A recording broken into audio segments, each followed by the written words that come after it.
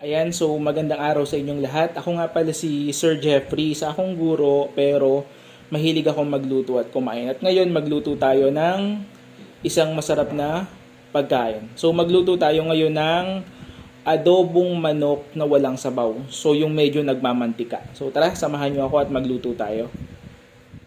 So sa isang kawali, naglagay lang tayo ng mantika. Tapos naglagay tayo ng konting luya para tanggal ang lansa. Yan. So hiniwa ko lang yan na medyo maliit. Tapos sinunod na natin agad yung ating sibuyas. At imekos-mekos lang natin yan. Tapos lagay na rin natin agad yung bawang natin. Ayan. Tapos halu-haluin lang natin. Mekos-mekos. Hanggang sa medyo mag-brown yung ating mga ingredients. Ganyan lang. Di ba? Napakasimple. Napakadaling gawin.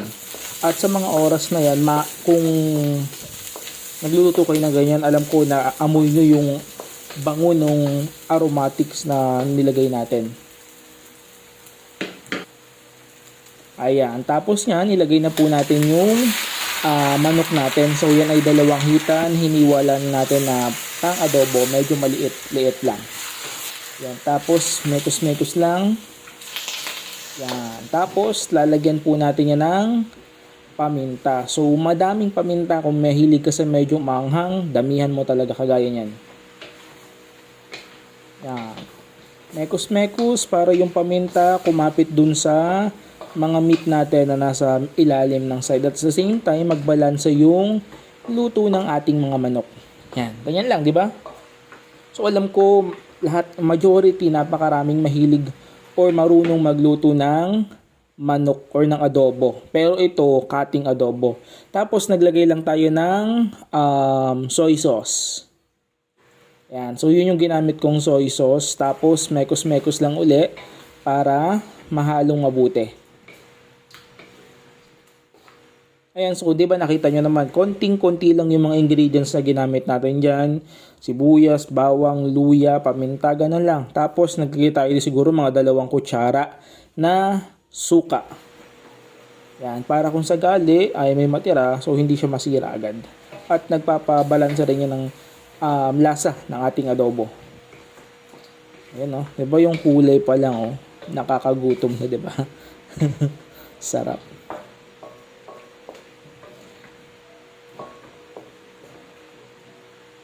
Yan, tapos naglagay pa ulit tayo ng oyster sauce. Tapos mekos-mekos uli. Ayan, pagkalagay naman natin dyan ng water, kasi papalagyan para lumambot siya at makati, ay yun na yun. Set aside mo, nahintayin mo lang na makati para makuha mo yung consistency na gusto mo ng sabaw. Kung gusto mo yung nagmamantika, ay talagang kati yan. Ayan, so naglagay tayo ng tubig. So tansyahan lang tayo dyan sa tubig. Ayan, ganyan lang, okay na yan. Tapos naglagay tayo ng 1 kutsarang sugar. Ayan, tapos halo lang uli. Ganyan lang, di ba? So napakabilis at napakadaling lutuin. So subukan niyo na 'tong lutuin din, sigurado mapapa extra rice kayo. Ayan, so tanong lang, ganito ba kayo, gaano ba yung gusto nyong luto sa adobo? Gusto nyo ba yung may sabaw pa? Gusto nyo ba yung medyo kati? Gusto nyo ba yung nagmamantika na? Comment nyo nga sa baba para alam ko kung ano yung mga trip nyo din. Para minsan magawa ko din.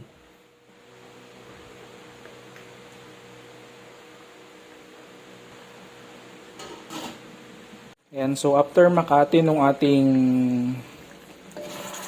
baboy, ayan, parang yung manok natin, sorry. So ganyan na yan. So, nagmamantika na siya, tapos wala talaga siyang sabaw. So, yan yung gusto nating ma-achieve. Ayan, o. Diba? Sarap. So, ngayon ay plating na tayo at titikman natin ito. Tara. Ayan, so tapos na tayo sa ating adobo. Ayan, o. Diba? Sarap. Adobong halos walang sabaw yan. Tapos, meron din tayo ditong pipino, tapos meron tayong orange. Siyempre, di ba? Para partner. Tapos, may kanin tayo. So, tikman na natin.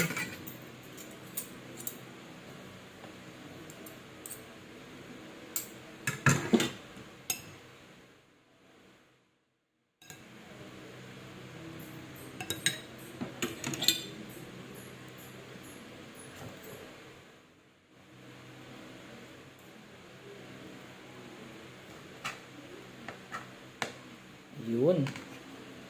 First bite.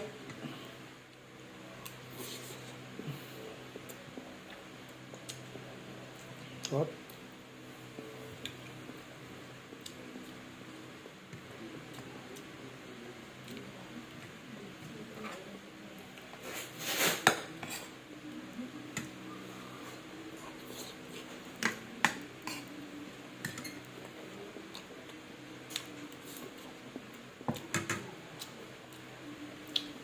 So grabe, ang sarap nito. Napakadali lang lutuin, tapos walang masyadong kailangang ingredients. So subukan nyo na to kung nagustuhan nyo tong video na to.